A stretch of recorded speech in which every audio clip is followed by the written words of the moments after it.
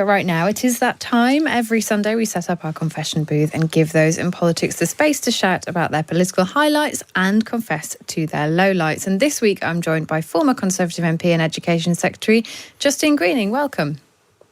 Hi, Kate. How are you? I'm good, thank you. Thanks for joining us. Now, we usually kick off this feature by talking about the biggest misstep or the moment when people realised that things had gone a bit wrong. I think I might know what yours is, but you tell me, what's that moment for you? My biggest misstep? Well, or the moment where things went wrong, I suppose.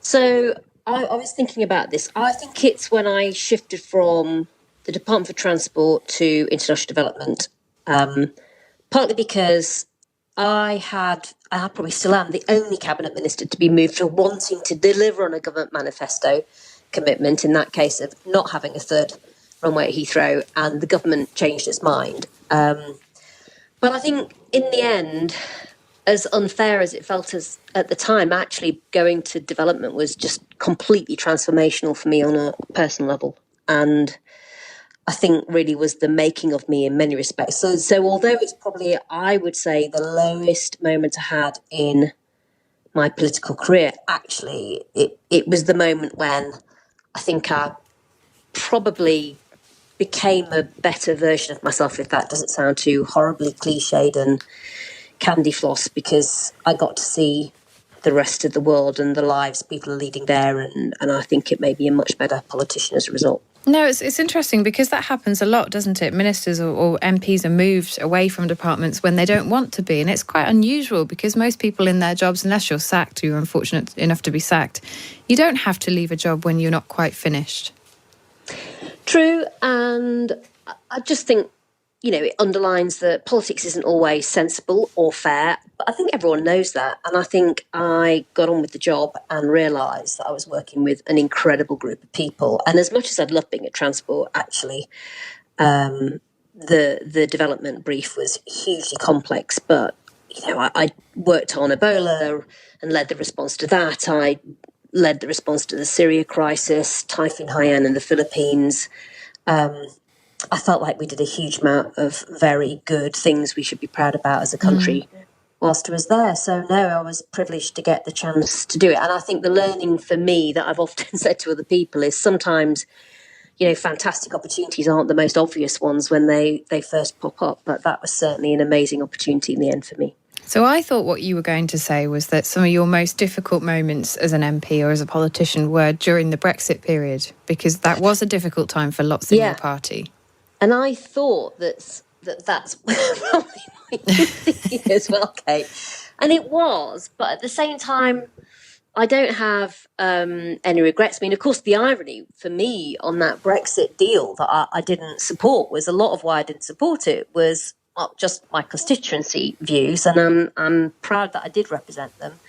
But also, I didn't believe the Northern Ireland Protocol was ever going to work, and I was deeply concerned about that. So I was probably just, 2 years ahead of government policy before, ministers realised it wasn't going to work as well. So, no, I think it was a challenging time for any MP, but I don't look back on that and think I've got any regrets, because I think fundamentally my job was to represent my constituency, and that's what I did. And I think additionally, a lot of the concerns I articulated were ones that subsequently most people would agree were genuine issues. So I wasn't simply against the deal for the sake of it. I'd have voted for a Brexit deal if I'd felt it could work.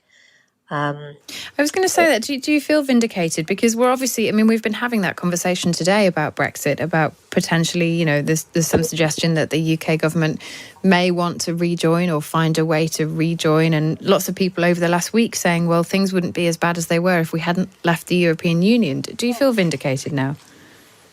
I don't think it's really about whether I feel vindicated. I think for me, whether you're in or out of the European Union was never really, in a sense for me as a politician, a massive issue. It wasn't something that had driven me to get into politics or had been a big part of what I'd focused on as a backbench MP and then a minister. And I think in a sense, we've made a choice, frankly. It comes with some consequences. They, of course, were ones that many people flagged in advance. But in a funny way, you look at Boris Johnson's election manifesto that he got a thumping majority on the back of, and it was not only Brexit, it was also levelling up. And levelling up is the thing that I've campaigned on for a very long time. And I think actually out of the two issues, that's the one that we need to address in order for Britain to be successful. And yes, at some stage, we will have to regularise our relationship with the nearest big market we've got is with the wider EU. I think that is going to continue to be difficult for us to work through. But if I'm looking at almost the 100% of what's going to make us successful, I actually think the majority of whether or not we're successful in the future is whether or not we can deliver on levelling up and equality of opportunity. And do you think since that time your party's changed? Because, another one of the conversations we've been having is about culture and about, the way that people behave. I mean, have you seen a change, do you think?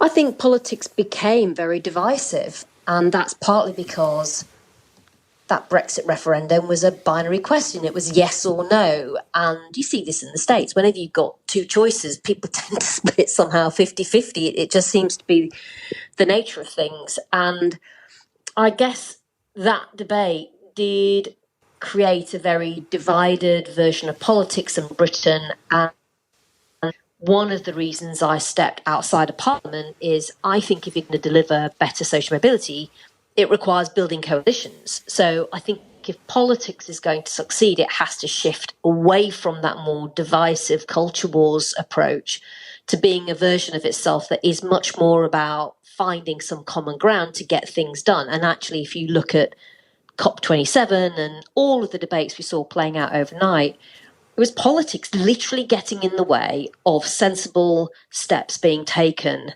to protect and save our planet. And I never planned to go into politics. I wasn't someone like William Hague who had posters up in my bedroom of politicians growing up. I never even thought about running for Parliament until I was sort of in my, I guess, late 20s and had just become a bit more active locally in community issues. But I got involved, Kate, because I thought politics was how you change things for the better. I left Parliament when I felt that politics was no longer the best vehicle for me to change things for the better. And since I've been doing much more coalition building, working cross-party on the issue I care about, which is social mobility. Did it feel strange stepping back as an MP, leaving that life behind? Do you become quite tunnel vision when you're inside Westminster? Because it sounds like that's what you're saying, that people think that they can do great things, but actually it's very difficult to. Well, I think, very vocational. So I loved and hugely valued the chance to represent my patch and, working with the local community. I still live in Putney today. That's where I am right now talking to you. But I also think Westminster can be quite institutionalising, actually. And I don't think that's a good thing. It's such a life that, in a sense, is so different to any other form, day-to-day life you'll have.